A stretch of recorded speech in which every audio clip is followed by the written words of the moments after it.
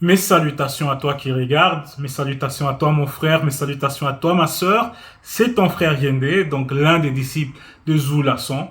Comme tu le sais, tu es sur la chaîne. Ici, nous parlons de spiritualité, de vérité. Donc nous allons lire dans le récit authentique, donc dans les livres de la vérité. Donc ici, il n'y a pas de Dieu m'a dit, Dieu m'a mis dans le cœur. Il n'y a pas de théorie, il n'y a pas de contradiction. Ici, c'est simple. Ici, c'est la vérité. Tout simplement. Mais avant qu'on puisse lire dans ces livres magnifiques, terrifiants pour le monde occulte, donc les livres de la vérité, qui, euh, qui vous racontent la véritable histoire du peuple noir, de l'humanité, donc des hommes et de l'humanité, et qui est une réelle menace pour le monde occulte. Car beaucoup de gens, à travers ces rouleaux, à travers ces récits, ont la possibilité de se réveiller de leur sommeil. Donc, de revenir d'entre les morts à la vie. Donc, avant qu'on puisse lire, il y a tout d'abord l'introduction.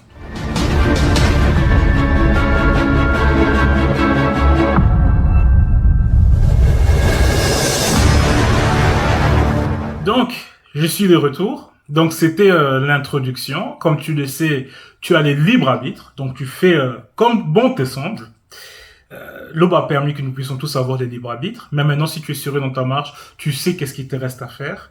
Car celui qui est sérieux aime la vérité, va s'approcher de la vérité, va lire la vérité, va s'occuper des choses qui ont un lien avec la vérité. Donc, procure-toi Kalatambale, fais du bien à ton esprit, à ton âme, à ton corps, parce que tu as besoin de ça pour grandir spirituellement, pour ton chemin vers le salut, donc vers la sanctification de tes trois êtres, pour être agréable à Tété, pour te réconcilier avec les verbes de Tété. Tu as besoin de connaître ton histoire, tu as besoin de connaître, de savoir c'est quoi la spiritualité. Et pour ça, tu as besoin de sortir de la méconnaissance et de rentrer dans cette connaissance, dans cette initiation par rapport à ton toi, à ton moi divin. Donc, aujourd'hui, nous allons lire dans le livre de la réconciliation. C'est les livres des Sombés. Certains vont le connaître sous le nom de Paul de Tarse, mais comme vous le savez, ils ont falsifié les noms, ils ont changé de lieu, les dates, etc. Mais son vrai nom, c'est Essombé, parce qu'il avait un nom approprié à son identité, parce que la spiritualité est une question de race, comme je l'ai déjà dit. Alors aujourd'hui, nous allons lire au chapitre 26. Et le titre, c'est quoi? C'est notre résurrection. Donc, notre résurrection. Une résurrection, c'est quoi? C'est de revenir de la mort à la vie. Donc, revenir de la mort à la vie. Et c'est ça le titre pour aujourd'hui. Et c'est à la page 747. Et nous allons lire du verset 6 au verset 16. Et au verset 6, il est dit: Or, si l'on vous prêche que Jokisabe est ressuscité des morts, comment quelques-uns parmi ceux qui ont cru, disons qu'il n'y a point de résurrection des morts. Donc toi qui as accepté les verbes, toi qui prends plaisir au message, toi qui a cru, qui croit et qui voit que le message est vrai, mais ici Essombé nous fait comprendre qu'il y a quelques-uns parmi ceux qui ont cru, qui ne vont pas croire à la résurrection, qui ne vont pas croire au fait qu'un mort peut revenir à la vie. Mais même spirituellement, toi qui t'es dans les églises de dimanche ou chaque week-end dans les boîtes de nuit, qui ne faisait qu'insulter, qui t'es plongé dans la méconnaissance, mais tu t'es comme mort pour les verbes. Tu t'es parmi les morts. Tu t'es inexistant. Ton avis ne comptait pas parce que ton avis n'était pas inspiré par les verbes de Tété. Et c'est les verbes de Loba qui donnent la vie. Et pour mieux comprendre, nous allons lire dans Essombé 31 au verset 1 où il est dit: Autrefois, vous étiez spirituellement morts à cause de vos fautes, à cause de vos péchés. Au verset 5, il est dit: Mais la manifestation de la compassion de Loba est immense.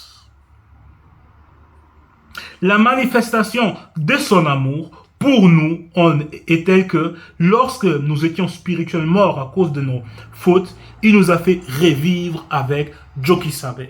Donc, il nous a fait revivre avec Joki Sabe. Il nous a arraché, en tout cas, sorti du sommeil, donc sorti de la mort, pour revivre avec Joki Sabe, pour revivre selon la vérité, pour revivre à travers le message. Donc là, on parle de la mort, on va dire, spirituelle. Donc, toi qui crois, toi qui as accepté la vérité, mais tu ne peux que croire tu ne peux que croire à la résurrection parce que toi-même tu as été mort avant d'accepter le message. Toi-même tu as été mort. Nous-mêmes nous étions morts avant que nous avons entendu pour la première fois le message et que nous l'avons accepté et nous avons décidé de vivre selon le message. C'est à ce moment-là que spirituellement nous sommes revenus à la vie pour vivre selon le message, donc pour vivre selon la vérité. Parce que c'est le Mundi qui donne la vie. C'est le Mundi qui fait vivre. Donc, celui qui a accepté la vérité ne peut que croire à la résurrection. Il ne peut que croire à cela. Et aussi, la résurrection, on va dire, quand quelqu'un meurt physiquement et revient à la vie, c'est pas impossible. Parce que avant que quelque chose se manifeste dans le physique, cela se manifeste dans le spirituel. Et nous allons poursuivre à lire pour que vous puissiez mieux comprendre. Au verset 7, il est dit, donc à la page 747, « S'il n'y a point de résurrection des morts, Joki Sabe non plus n'est pas ressuscité. » Donc Joki Sabe non plus n'est pas ressuscité s'il n'y a pas de résurrection des morts. Maintenant, Joki Sabe n'a pas péché. Joki Sabe n'était pas mort à cause de ses fautes, spirituellement, parce que lui-même, c'est la vie. Mais ici, on parle de sa mort physique. Parce qu'il faut bien comprendre que lorsque il a été amené chez Nketi, celui que vous connaissez sous le nom de Ponce Pilate, donc selon vos Bibles actuelles et classiques, c'est lui qui a ordonné, c'est lui qui a mis à la mort le Christ, donc votre faux Christ.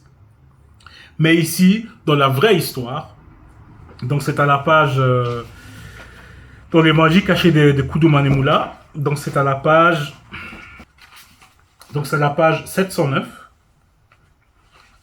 Et le titre c'est quoi? Joki Sabe amené chez Nketi, donc Ponce Pilate, donc Pilate. Donc ici on nous raconte l'histoire, comment Joki Sabe il a été mis à mort, non pas par Ponce Pilate, mais il a été libéré par Nketi, qui est aussi un noir, donc celui que vous allez nommer Ponce Pilate. Et sur son chemin, il y avait des blancs et des sans-mêlés qui l'ont tendu un piège, qui l'ont tendu une embuscade et qui l'ont mis sur le poteau pour pour le mettre à mort. C'était ça le projet. Et vous pouvez les lire. Donc toi qui as déjà Kalatambale, tu peux relire encore cette histoire, parce que probablement tu l'as déjà lu. Et si toi tu n'as pas encore Kalatambale, non, je ne vais pas lire ces chapitres aujourd'hui. Je ne vais pas le lire. Mais tu peux te procurer Kalatambale pour connaître la véritable histoire de la mise à mort du Christ. Et comme le Moulid il a déjà expliqué dans plusieurs vidéos, il a été mis sur le poteau et non pas sur la croix. Et aussi, lors de sa mise à mort, il n'y avait pas de Dieu, mon Dieu, pourquoi tu m'as abandonné? C'est une contradiction.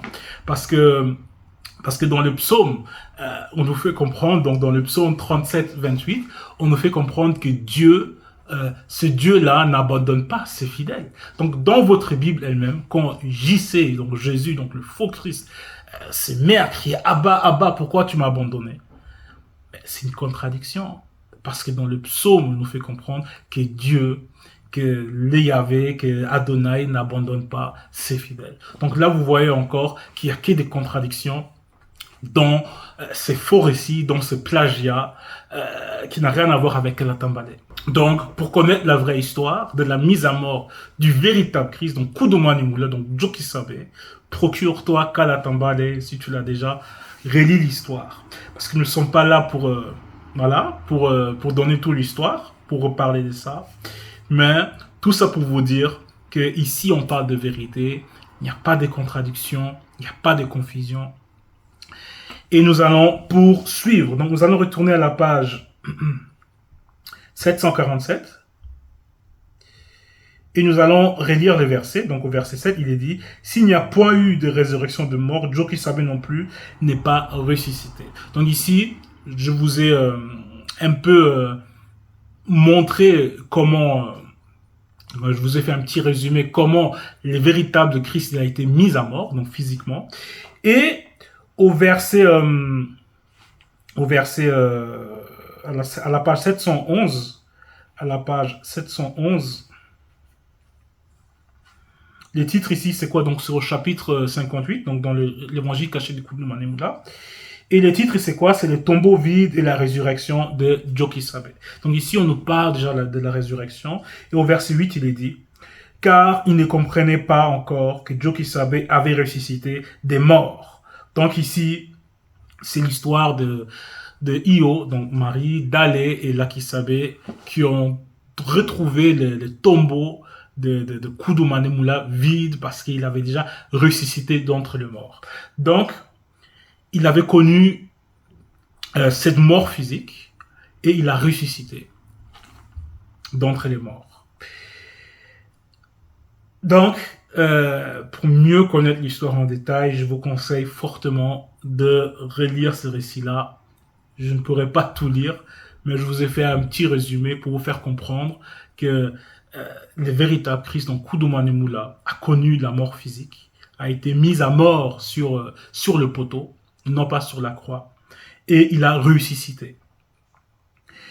Nous allons retourner à la page 747 où il est dit, au verset 8, « Et si Joki Sabe n'est pas ressuscité, notre prédication est donc vaine, et votre foi aussi est vaine. » Parce que si tu ne crois pas à la résurrection, mais ta foi elle est vaine. Parce que déjà, tu ne vas pas croire que tu es de nouveau revenu à la vie parmi les morts. Parce qu'avant tu étais mort, tu as cru en n'importe quoi. Et maintenant, si tu as accepté le message, si tu vis, on va dire avec le 2, avec Joki Sabe le deuxième, mais tu es revenu à la vie. Donc si tu ne crois pas à la résurrection, ta foi elle est vaine. Et même par rapport à la mise à mort du Christ, mais c'est pareil.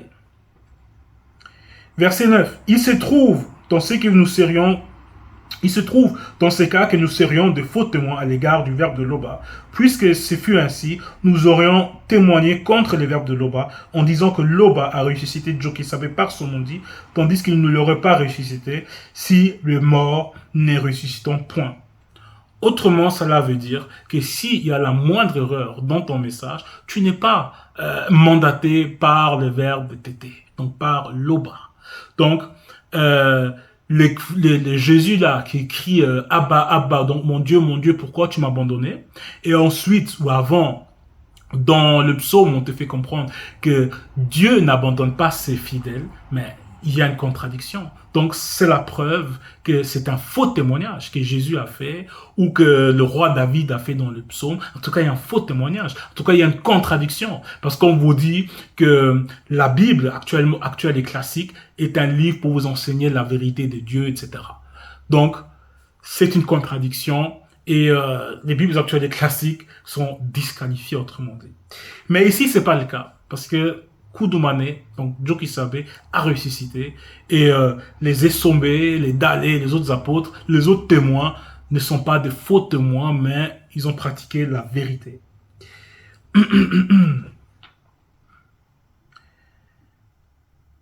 Verset 10. Car si le mort ne ressuscite point, Joki Sabe non plus n'est pas ressuscité. Et si Joki Sabe n'est pas ressuscité, votre foi est vaine. Vous êtes encore dans vos péchés et par conséquent aussi ceux qui sont morts physiquement et non spirituellement en croyant en Joki Sabe sont perdus. Donc, ce que j'avais dit avant, si tu ne crois pas à la résurrection, mais tu es encore mort dans tes péchés et ta foi elle est vaine. Parce que tu ne crois pas que tu es une nouvelle personne, une nouvelle créature, et que à travers le message, à travers Joki Sabe, tu es de nouveau dans la vie. Donc, tu remets en question le message. Donc, la résurrection existe bel et bien. Verset 12. Si c'est dans cette vie seulement que nous espérons Dieu qui savait, nous sommes le plus malheureux de tous les hommes. Parce que la vraie vie commence de l'autre côté. C'est le don qui nous a promis, donc la promesse de l'autre côté, la vie éternelle. C'est ça. Mais maintenant, Dieu qui savait est ressuscité des morts. Car puisque la mort est venue par Moto et Muto, c'est aussi par Dieu qui savait le deuxième, Mukudumane et Kombo, donc le protecteur du peuple, issu du sens caché, et celui du Mumonjedi, donc le libérateur, issu du sens visible, qui est venu la résurrection des morts non initiés graciés. Et comme tous meurent en Moto et Muto, de même, aussi tous les non-initiés graciés et les initiés vivront spirituellement dans le grand tout, en Jokisabe et en deuxième. C'est pour ça que même dans vos Bibles actuelles et classiques, il est dit l'homme à lui tout seul n'arrive à rien, c'est l'esprit qui fait vivre. Donc c'est l'esprit, donc c'est la vérité, c'est le message qui te fera vivre. Donc il faut rester dans la vérité pour vivre. Verset 16. Car Jokisabe et le deuxième sont le grand tout. Donc les deux sont le grand tout. Donc le message, il a été court, mais précis. Il faut savoir que il y a une énorme différence entre Kalatambale, donc le livre de la vérité, et toutes ces fausses croyances que vous connaissez, que vous acceptez ou pas. Parce qu'ici, on parle de la vérité. Donc, les témoignages, ils sont vrais. Il y a de la logique, il y a de l'amour, il y a de la vérité dans tout ce qui a été écrit dans Kalatambale. Contrairement aux faux récits là, plagiés, usurpés, qui n'ont rien à voir avec la vérité. Donc, la résurrection existe bel et bien. Et toi, qui n'es plus, on va dire, dans ces formes de croyances, mais toi aussi, tu as connu une résurrection. Parce que tu t'es entré des morts. Et si tu vis la vie de l'esprit, donc selon la vérité, tu es maintenant parmi les vivants et tu es en pleine réconciliation avec les verbes de Tété. Donc l'Oba est constamment glorifié car il en peut être autrement.